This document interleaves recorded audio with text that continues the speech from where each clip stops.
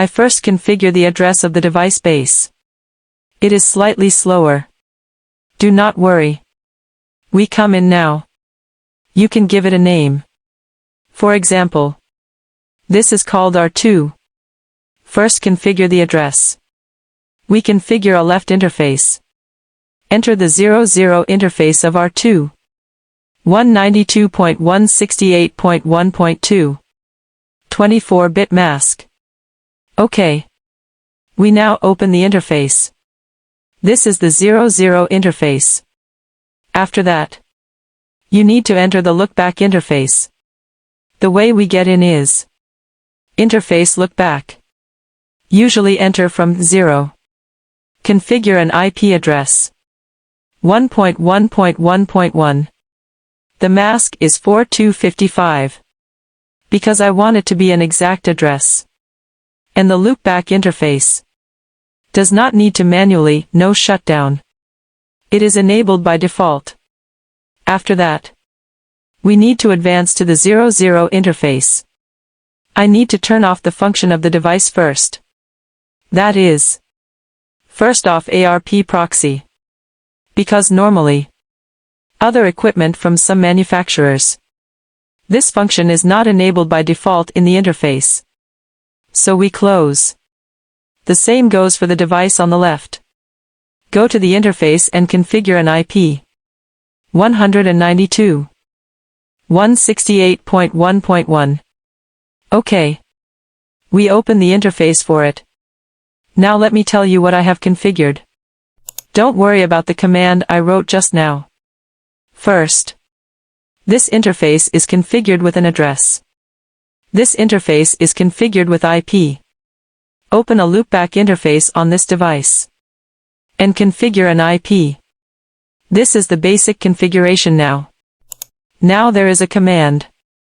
We configure the internet address of the device at any time.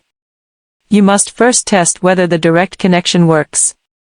That is, R1 goes to test 192.168.1.2 to see if they can pass. If it is connected, it means that there is no configuration error in the direct connection. The reason why I emphasize that everyone has to test whether the direct connection works, because we will involve a lot of configuration in the future. NA stage is not obvious. That is, a few devices involves basic configuration. When you learn NP and IE in the future, you will find there is a large amount of configuration nesting. If you end up with an interface address misconfigured, then there will be a lot of things that need to be changed. So develop a good habit in the early stage. As long as the address is configured, it is necessary to test the direct connection. Now it is connected to the peer. I want to write a static route locally to point out. We still have to enter the configuration mode. IP route. Assumption 1.1.1.1. Go to a precise address. The mask is also 4255. Now write an outgoing interface. If you want to go to 1.1.1.1 now, you have to come out from the 00 interface. I just write an E00. You can view this configuration in the device. Show IP route. You can see this route here. Go to 1.1.1.1. Now go out from the 00 interface. But it's not the same as other routes. It has no next hop. That is, now this exact host. From this interface. Then we now still need to check the situation of some other interfaces. I ask you a question. Now if I go to ping an address like this, do you think it works? Okay. Can't communicate. Let's check. Check the 00 interface on R1. Here is a MAC address. This is the MAC for the R1 device. Let's also look at the MAC on the R2. For example, a MAC with interface 00. Here we can see its MAC is in this location. This is the MAC of the R2 interface. This is the MAC of the E00 interface of both devices. We can come here and test. Ping 1.1.1.1. Anyway. Now there is routing. Let's see if it works. Unreasonable. If it works now, it means I go to ping a 1.1. Let's consider data encapsulation. Ping uses ICMP. ICMP is encapsulated on 3 layers. Then there are source IP and destination IP in the 3rd layer. The source IP is R1 itself. The destination IP is 1.1.1.1. We encapsulate the source MAC and destination MAC. This is the 2nd floor. This is 3 floors. If this packet can be sent out, and it can also encapsulate the source MAC and the destination MAC, then there will be 1.1.1.1 locally, corresponding to a MAC.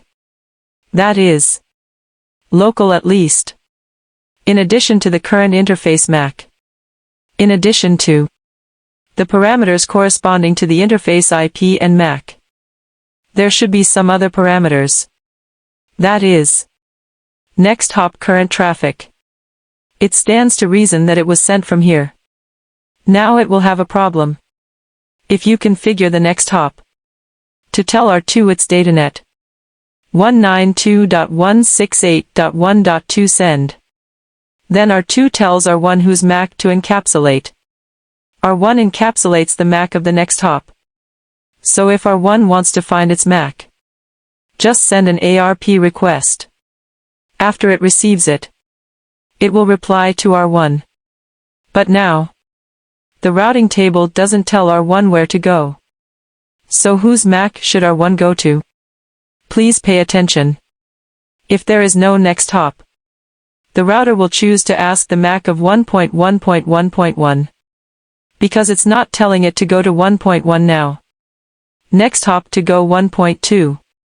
Just tell it to send out from the 00 interface. Then it doesn't know it's going to 1.2 at all. So when it goes to ask the MAC, will not ask 1.2 MAC. The destination IP is marked as 1.2. It knows it's going to 1.2. It goes to request 1.2. If you do not mark this 1.2 for it, it only knows that it is going to 1.1. So now it asks for the address. It only requests the MAC corresponding to 1.1. It will send an ARP to ask who is 1.1. But this 1.1 won't give it a reply. Because of cross-network segment, ARP broadcasts can only reach the left interface of R2 at most. Now this lookback is another interface on R2. No matter which virtual interface it is, it must not be in the same network segment as it. Broadcast messages cannot be forwarded. So it can't get its corresponding MAC. It doesn't work. We can check. Show ARP. Check the current ARP on the device. First let me tell you. Why do we have this here? Because just before I configured, I just pinged. See if it works. So it will have. But it doesn't work if you ping. When you do experiments after class, after finishing, you can directly connect without testing. If you don't test the direct connection, you can't get this 1.2 locally. This will not appear in the appearance. You need to know this. But this does not affect our class. It doesn't work. That is, it does not ARP to the destination network. So the broadcast will only be sent here. Then according to the communication principle of ARP, when an interface of R2 receives an ARP packet, it depends on the target IP in ARP. Is R2 himself. Its destination IP is 1.1.1.1. R2 is 192.168.1.2. They are different. In theory, this packet should be dropped. Well, now it does drop the packet. So R1 has no way now. Get the corresponding MAC. Because R2 is not 1.1. So R2 will not respond to this ARP message to R1. Then R1 has no way to encapsulate the 1.1 MAC. R1 local data cannot be encapsulated at layer 2. Data cannot be forwarded normally. By default it doesn't work. But it has something to do with a command I just entered. I turned off the ARP proxy under the interface. Let's say Cisco's device. The ARP proxy function under the interface is enabled by default. So I'm going to turn them off first. You can see the phenomenon. So how can I make it pass now? Now let's test it again. It doesn't work.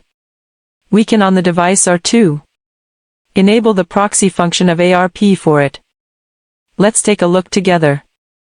Enter the 00 interface. I turned on its ARP proxy function. The command to open this is as simple as IP proxy ARP. Proxy ARP. Open now. After opening, let me show you a rather miraculous phenomenon.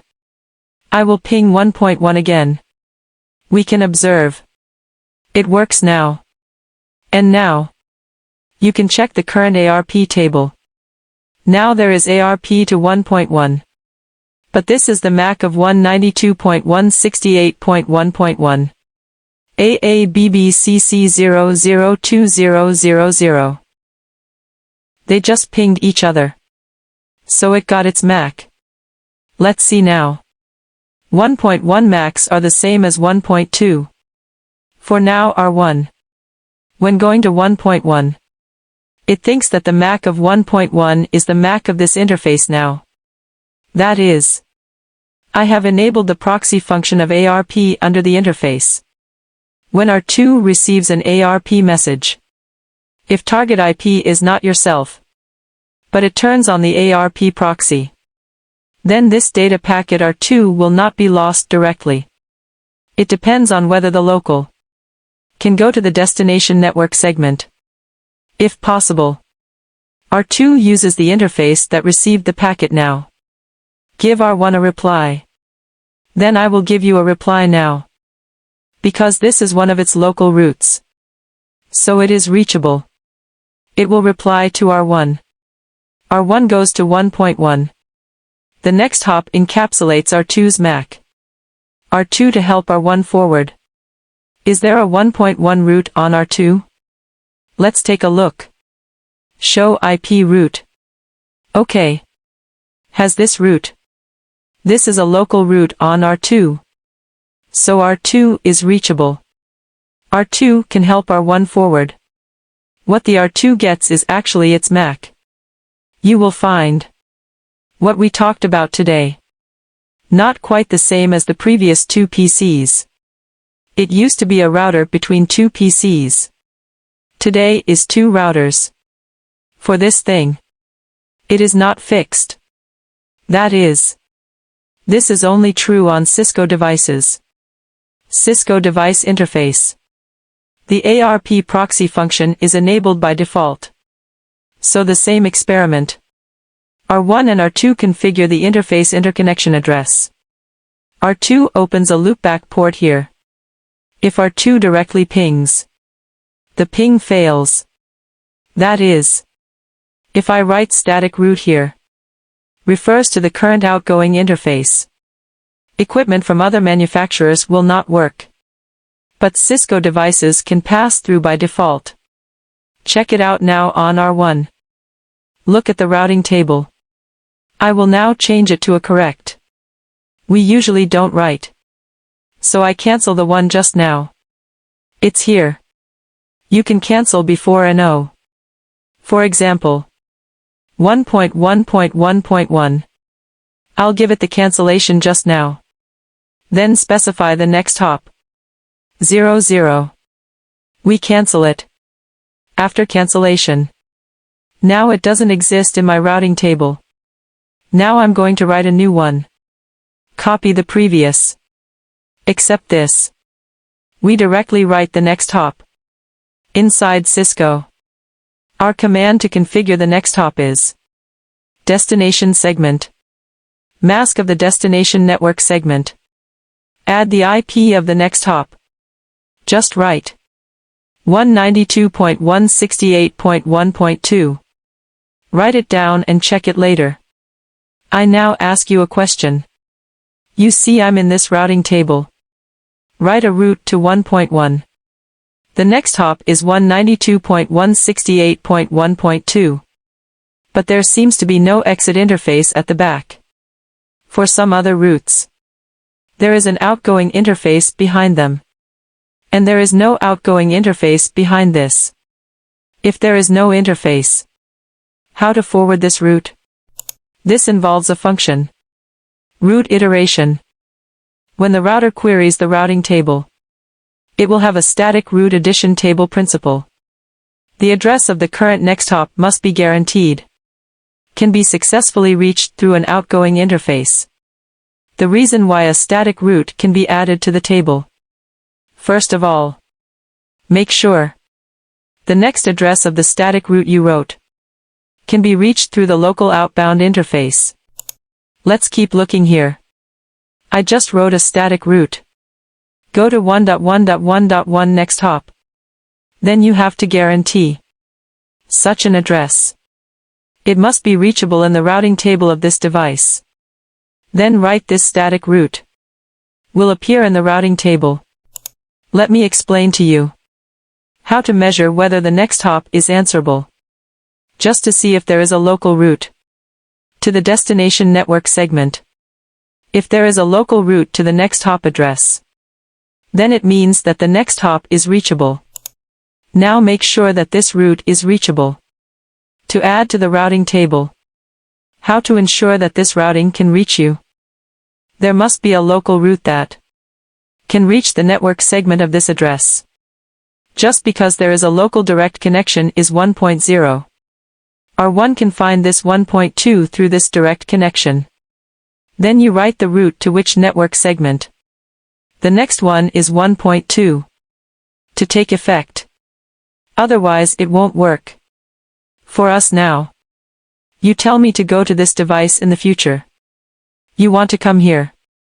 But if for my local, I have no idea how this device works. Then you tell me. Go through this device to the following device. It's pointless. I mark it. 1, 2, 3. You tell me now. If you want to go to 3, you have to go to 2. Then I need to know how to get to 2 locally. If I don't know how to get to 2 on device 1 now, it doesn't make sense for you to tell me to go 3 and go 2. That is, you want to write this next hop now. Then the local must be able to reach this next hop first. I can't say that I can't reach this place. You tell me to give it the data. I can go to the network segment behind it. It doesn't make sense to me. So this is called the addition table of static routing. Measure whether the next item is reachable. Check if there is a route to the destination network segment. Reachable. Next hop address can be found through a route in the routing table. So please pay attention. Since I go to such an address, can be found through a local route. So since this data is going to be sent to such an address, then I would use outbound interface of such a route as the outbound interface of this route. This thing is called routing iteration. I want to go to 1.1 now. I'm going to go to 192.168.1.2 first. Then if you want to go to 192.168.1.2, it is on the 192.168.1.0 network segment. This data should be sent out from the 00 interface. That means, if I want to go to 1.1.1.1 in the future, data should be sent from here. Because the next hop belongs to this network segment. Go to this network segment and send out from the 00 interface. So in the future, go to 1.2 and send it like this. Although it is not written, but it's actually in this position. Look for this outgoing interface locally. The iterative function we call routing. Although there is no outgoing interface. But in fact, when forwarding, There are. That is, the process of looking for the outgoing interface of the static route locally on the device. We call it route iteration. Because we are now. I don't know how the outbound interface of this route should be filled. So we need to query the local routing table for other related routes. In this way, the process of determining the outgoing interface is realized. We call this iteration. That is to say, as long as the final data can just reach such an address. We just said, preceded by O stands for OSPF. But what we are actually talking about today is S. Static. So in this routing table, you see the ones that start with S. It means that this one was written manually by me just now. This C stands for connected. How did this direct route come about? Everyone can see. I just did not configure this. But it is generated in the routing table.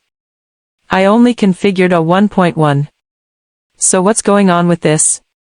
As long as the interface of this router configured address plus mask, and I now enabled no shutdown for it, the interface starts working. Then a direct route related to it will be formed. And this interface will be used as the outgoing interface. Look at this picture. Now R1 this device. We give it the 00 interface. Configured an IP is 1.1. Then a 24-bit mask of 1.0 will be generated.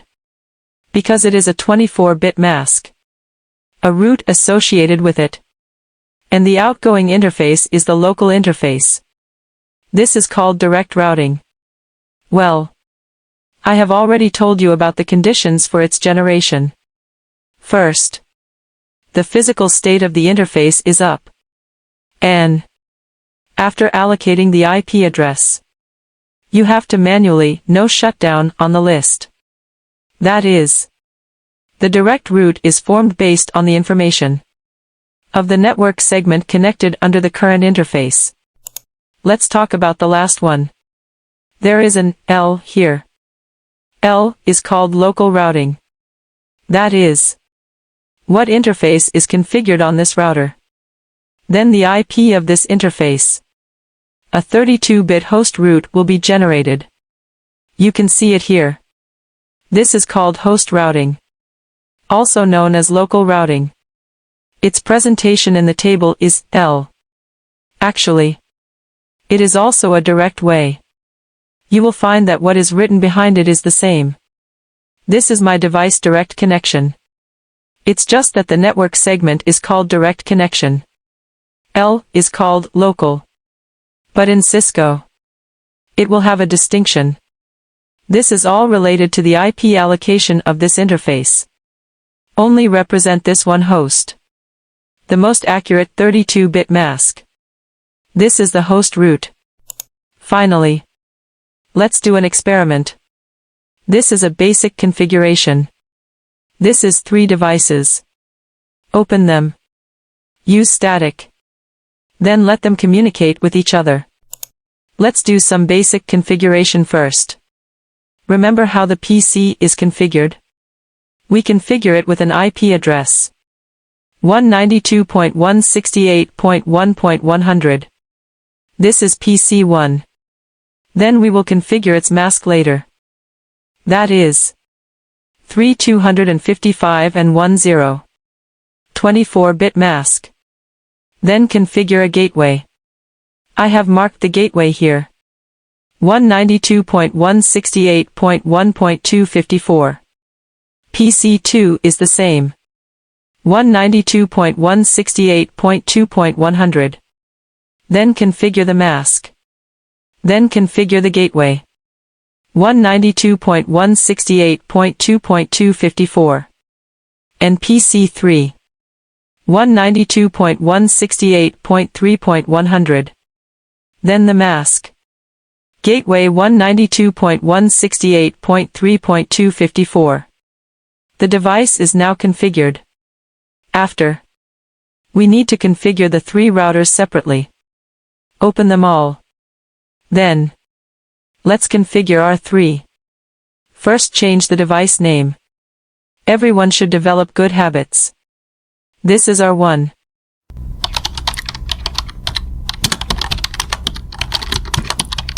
This is R2.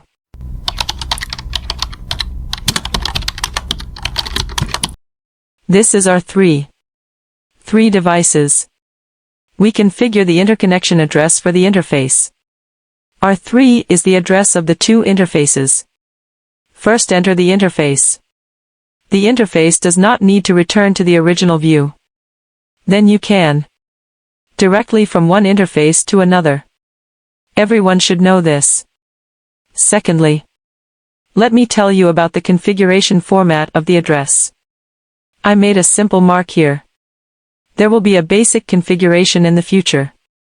For example, on the left here is R1. On the right here is R2. Here is R3.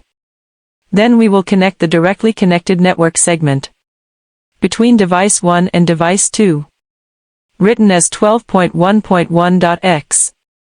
Then point 1 is the device on the left. Point 2 is the device on the right. So this interface is 12.1.1.1. It is 12.1.1.2.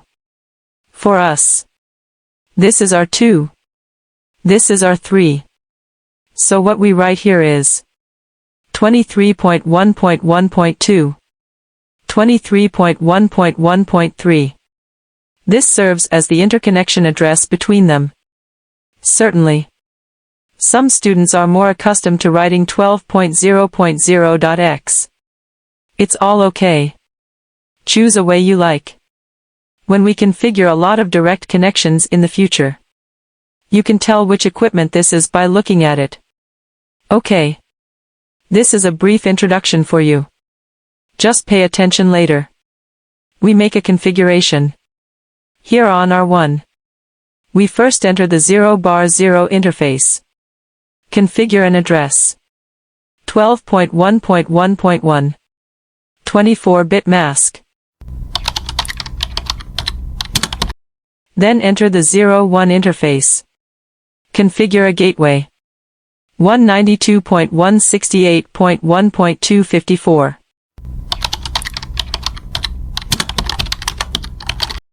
Okay.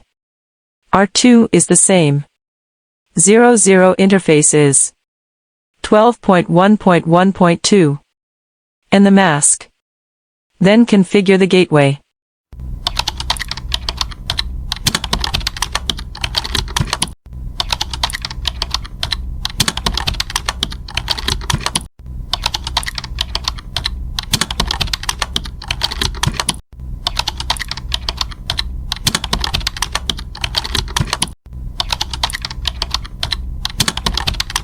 This is the last device. This process won't last long. 23.1.1.3. 0.1 interface.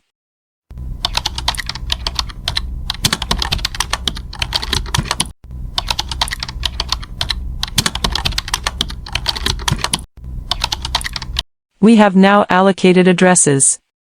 Everyone must pay attention. All we have to do now is test the direct connection. Let's test it directly on 3 devices. R1 first pings 192.16.8.1.100. That is, ping PC1. See if it works. If it connects, there will be no problem between the 2 ends. Go to ping 12.1.1.2 again. See if it communicates with R2. Also works. So let's finally test. Is R2 connected to 192.168.2.100? Ping 23.1.1.3. Okay. Finally, R3 goes to ping 192.168.3.100. So we now do some basic testing. Ensure that there is no problem with the direct connection between each other. Next, we are about to start configuring static routing. Now let's read the title. What we want to do today is use static routing to make three PCs communicate with each other in pairs. The configuration format of a static route is: go to the destination network segment, mask of the destination network segment, add the IP address of the next hop. So now I ask you a question. I now want PC1 to be able to reach PC2. That is, I hope 1.100 and 2.100 will work. So let's analyze the process. PC1 is 1.0. PC2 is 2.0. Access across network segments. I will definitely find a gateway. Let's not talk about ARP requesting MAC. Find a gateway. Data here. The destination IP is 2.100. Query the routing table locally. It should not be in the routing table now. Let's check. Show IP route. Not in the routing table. Then the 1.0 network segment cannot go to the 2.0 network segment. So if I now from PC1 here go to ping 192.168.2.100, it sure doesn't work. So for now, it is destination host unreachable. There is no way to reach this device right now. It doesn't work. Now we are going to write a route. Let it pass. IP route 192.168.2.0 network segment. Assuming the mask is 24 bits. Then the next hop is 12.1.1.2. Check it out now. IP route. If under advanced command.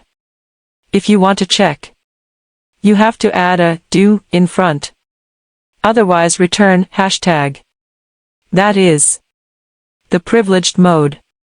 That's a little slow. So just do show. We can see here. The next hop to the 2.0 network segment is 192.1.1.2. Now there is a route. So can this data come over? Leaving aside the issue of data return. Okay. Able to. So let's recap. Looking for a gateway across network segments. Check your routing table. 1.100 to 2.100 if there is. The next hop is 12.1.1.2. But did not write out the interface. Route iteration locally. To find out which interface should be exited from. 12.1.1.2 local happens to go to 12.1.1.0 network segment. The outgoing interface is 00. I put this packet sent from the 00 interface. And the next hop points to 12.1.1.2. After it receives, this data goes to 2.100. 2.100 also has. Is the network segment of 2.0 directly connected to it? Because they are directly connected segments. So the data can come. Then you can't ping now. Request timed out. For us now. Packet sent out. But it is not possible to ping. Because the data passed. But when the data comes back, PC2 also received. PC2 also wants to reply the packet to PC1. 2.100 received 1.100. When replying to the data packet, the network segment is crossed. It also looks for its gateway. It also depends on its watch. So is there a route to the 1.0 network segment in it? Because 2.100 is going to reply the data packet to 1:100. Then it has to help forward this packet. But without this route, it only has a direct connection 192.168.2.0. 1.0 is not. I should write 1 now. So say we now need to be on our 2. To add an IP to it. IP route 192.168.1.0. The next hop is 12.1.1.1. Now we can take a look at local now. The next hop is 1.1.1.2. That happens to go out from the local 00 interface, because this is its direct connection. Back on R3. R3 to check if the data can reach 1.100. Seems to be able to. The routing table of R3 has this, because this is its direct connection. So now you can ping. We have now completed the communication. That is, they already have routes between each other. Look. I am referring to a 2.0 here, pointing to a 1.0 here. Let's quickly talk about the next few. Intercommunication between two PCs. If now this device is 1.100. If you want to visit 3.100. First of all, this device must have a connection to 3.100. It has to have. Then it must have. It is direct. That is, we want to configure once. Configure twice. This is past data. When the data comes back, data flow goes here. It's going to reply to 100. It also needs to be configured once to go to 1.100. 3 configurations. Just finished writing here. This is direct. So in theory, we should configure 3 times. Okay. Let's configure it according to this. You see the hostname here. Don't look at the name above. First of all, we are on the device R1. I am now writing a trip to 3.0. We let 1 and 3 pass. IP route 192.168.3.0. The mask is also 3255 and a 0. Go to 12.1.1.2. This is the next hop. Similarly, we also need to configure the R2 device. 192.168.3.0. Its traffic goes to R2 here. R2 also needs to check how the data passed. Also 3255 and 10. The traffic is lost to the current device. The next hop is 23.1.1.3. Theoretically, the data is now in the past. PC1 sends data access 3.100. Find gateways across network segments. Gateway just wrote. Go to 3.100. Go to 3.0. Next hop go here. Traffic to this device. It checks how to get to 3.100. Discovery is a local direct connection. Data is coming. Terminal receives data. Discovery purpose MAC is it. The destination MAC is the MAC on the link. It must be it. Notice. Between them, they go to make ARP requests. Anyway, it's packaged. Take a look at the 3 layers. The destination IP is also it. This is indeed the data given to it. It wants to reply. Looking for a gateway across network segments. But it won't work if the flow is placed here. It's definitely not working now. Because 1.100 traffic comes back to this device. It will be lost. Because it doesn't. So let's test. Here on PC1. Ping 3.100. It sure doesn't work. We can write a route to make it pass. We write a route to 192.168.1.0. The next hop points to 23.1.1.2. Now the traffic can't come back. Data here. The next hop is dropped to the 01 interface of R4. Data coming. Just to configure the intercommunication between PC1 and PC2. This address has already pointed to the 1.0 network segment. So we now write it. After writing it, I can pass it now. So what is missing is actually such a return route. This is the communication between 1 and 3.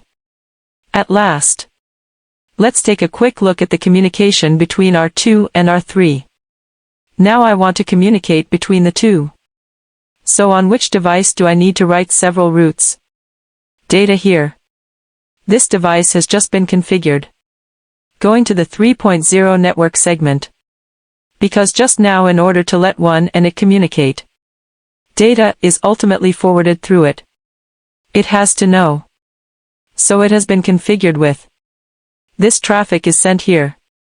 It will give R5. R5 direct connection will give it. Then we calculate the data reply packet. Back to the current device. 2.100 send data to it. That is the data sent to it by the 2.0 network segment. It has to reply packets. But it doesn't now. We can configure a return route on this device. So now R2 and R3 communicate. We go directly to this device to ping. Ping 192.168.3.100. It doesn't work. Let's configure. Configure an IP here.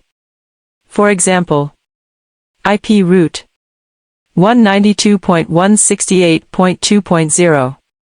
Then the mask. The next hop is 23.1.1.2.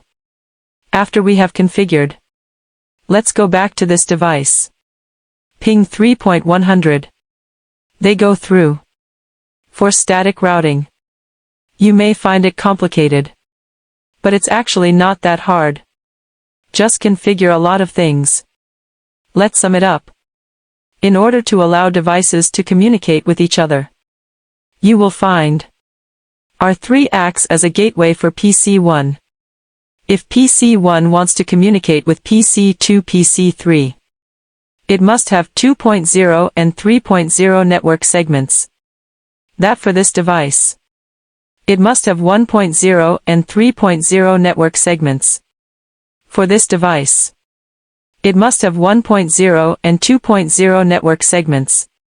Therefore, each device must be configured. Other network segments that are not connected to itself. So you will find, for the overall static routing configuration, it's just 3 devices. Under 3 devices, there is only one network segment between each. Everyone feels so exhausted. So what about more routers in the future? Will routers have more network segments in the future? In the future, the following terminals may need to be divided into different network segments, connected to the router. Use static routing. It is actually troublesome to configure. Okay. We'll stop here. Then we also hope that students can follow us. We are ThinkMO Education. I'm Grolin Annesley from ThinkMO. I hope today's content is helpful to you. See you next class. Bye classmates.